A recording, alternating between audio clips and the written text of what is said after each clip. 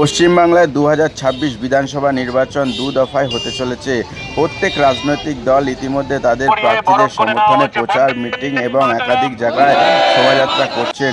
বাদ নেই বিজেপি। পশ্চিমবাংলায় বিজেপি ক্ষমতায় আসতে চলেছে, কারণ পশ্চিমবাংলায় বর্তমান সরকারের আমলে দুর্নীতি ভরে গেছে, এমনটাই দাবি বিজেপির একাধিক শীর্ষ এবং সেলিব্রিটি প্রচারকরা ইতিমধ্যে প্রার্থী সমর্থনে তাদের বিভিন্ন জায়গায় প্রচার সারছেন।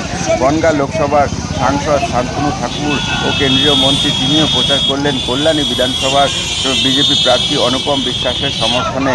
এদিন কল্যাণী কালীগঞ্জ বাজার থেকে বাইক র্যালি করে এবং বর্ণাঢ্য শোভাযাত্রার মাধ্যমে আলাইপুর পর্যন্ত একটি বর্ণাঢ্য শোভাযাত্রা করেন।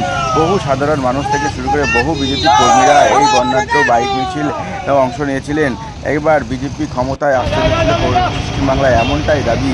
বর্ণাঢ্য শোভাযাত্রার মাধ্যমে এদিন 5 কিলোমিটার পথ অতিক্রম করে দলীয় প্রার্থীর সমর্থনে প্রচার সারলেন শান্তনু ঠাকুর।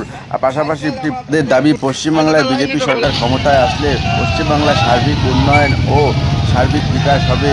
পশ্চিমবাংলায় বর্তমান যে সরকার আছে তা দুর্নীতিতে ভরে গিয়েছে, আর এই বাংলার মানুষের কাছে আবেদন, একবার হলেও বিজেপি সরকারকে ভোট দিতে।